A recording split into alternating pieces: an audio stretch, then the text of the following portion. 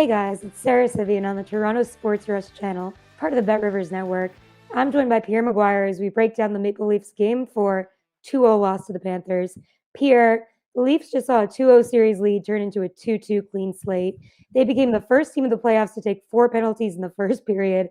They were significantly outshot, and Sergei Bobrovsky returned to form with a shutout. When you think about the big picture tonight, what's the number one reason the Leafs dropped this one?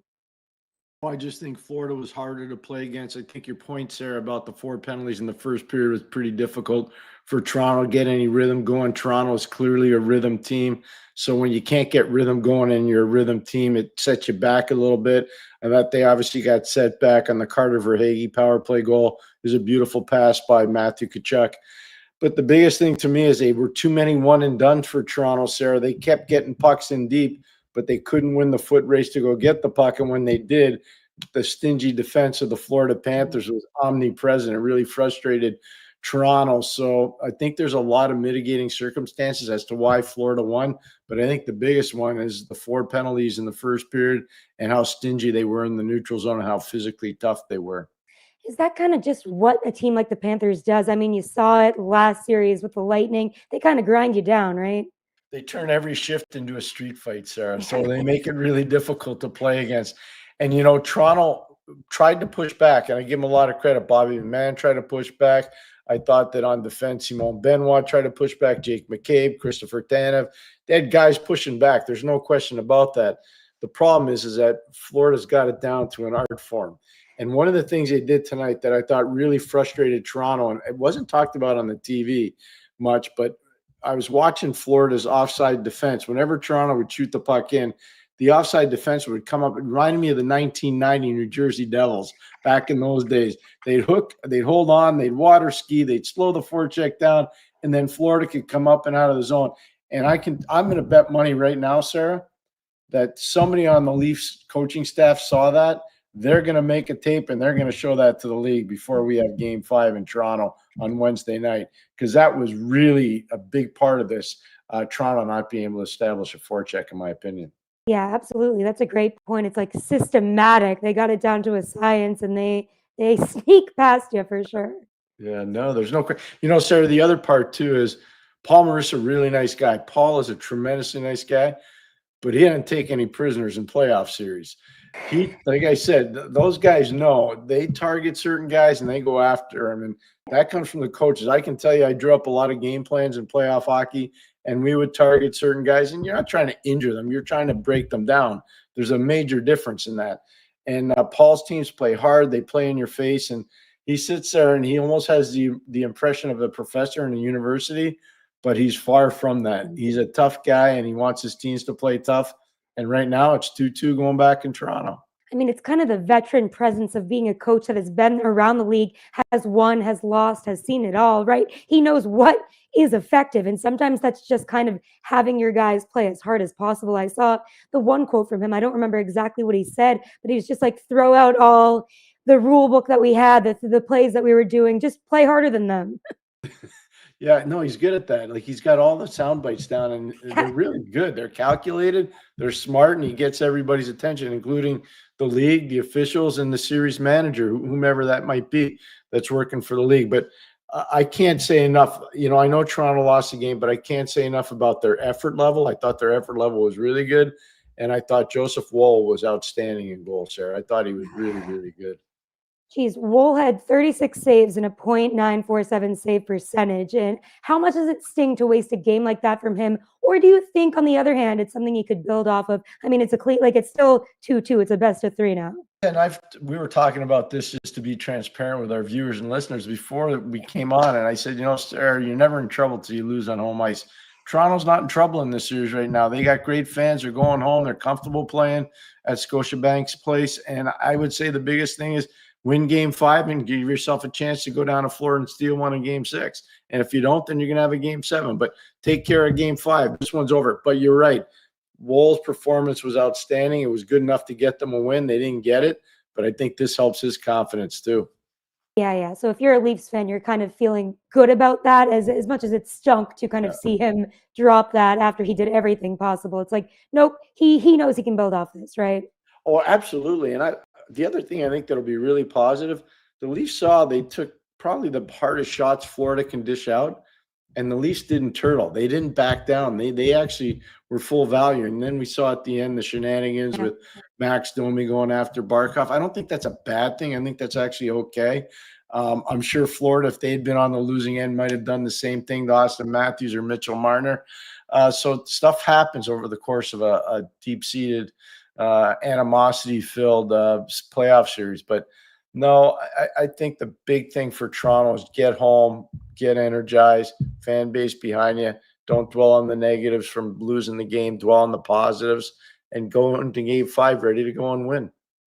Who are your 3 stars of the game tonight?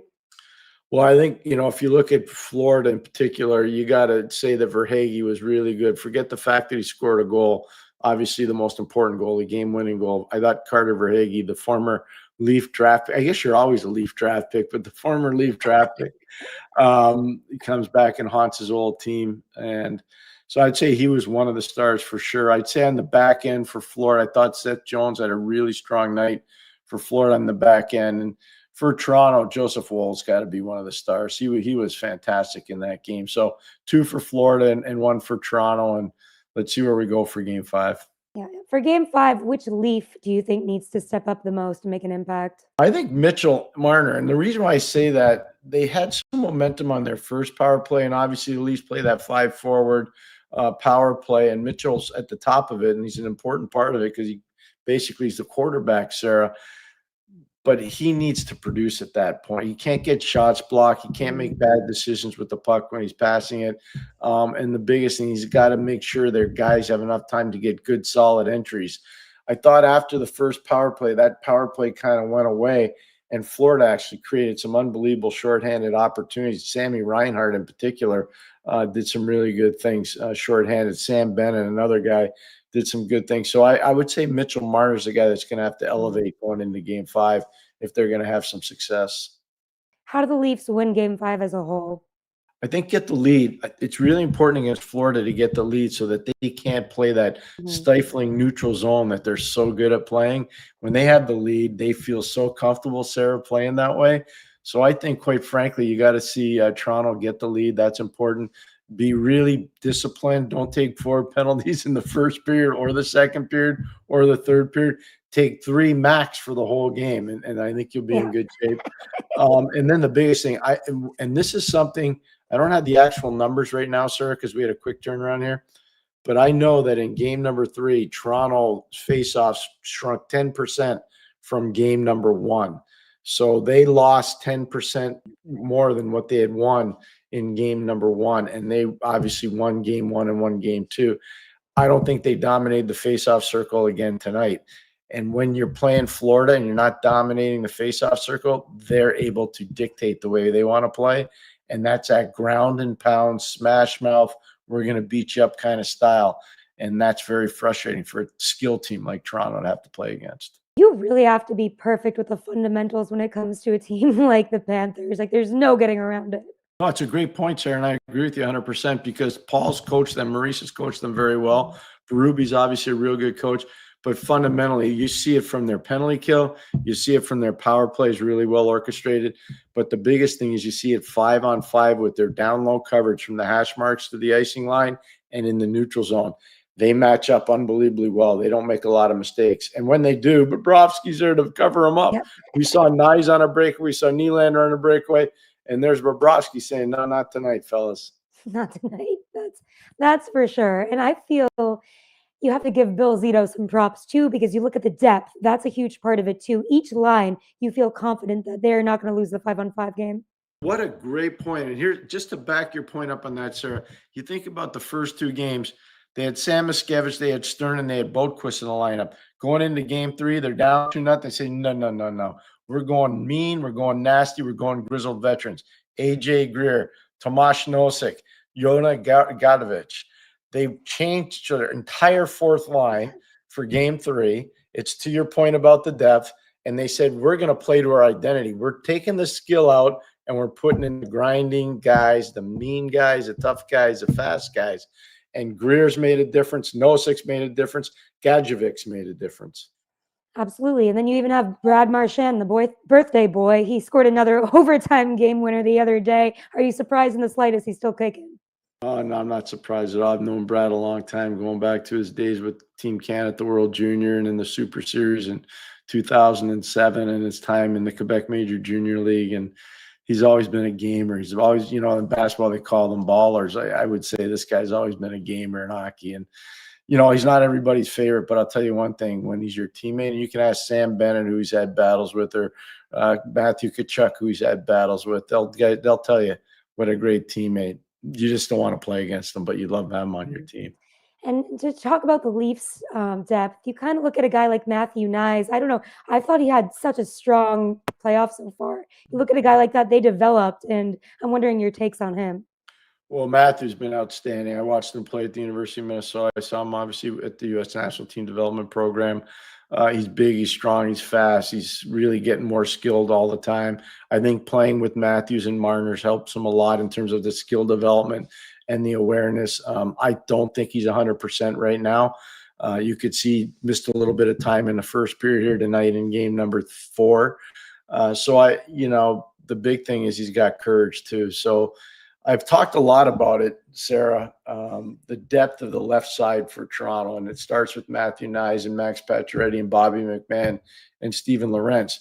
Those guys are all big, they're all fast, they're all strong, and they're all tough. And it all starts with Matthew Nyes.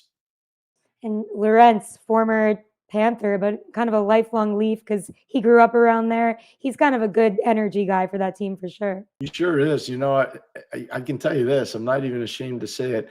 When I was working in Ottawa, he was a guy we had targeted potentially as a free agent addition to our team just because of what you're talking about with his size, with his speed, with his courage. And he's a tremendous role player, Sara. He really is. You need all the role players out. You got Domi out tonight and you're okay with that for the record? With what he did at the end? Yes. It's a playoff series. It's nasty. I know what he's trying to do. You don't overreact to it if you're Florida, and you saw they probably didn't, and you don't overreact to it if you're Toronto. It'll be on the score sheet probably as a minor or double minor, but there'll be nothing else. I don't believe there'll be any suspension from that.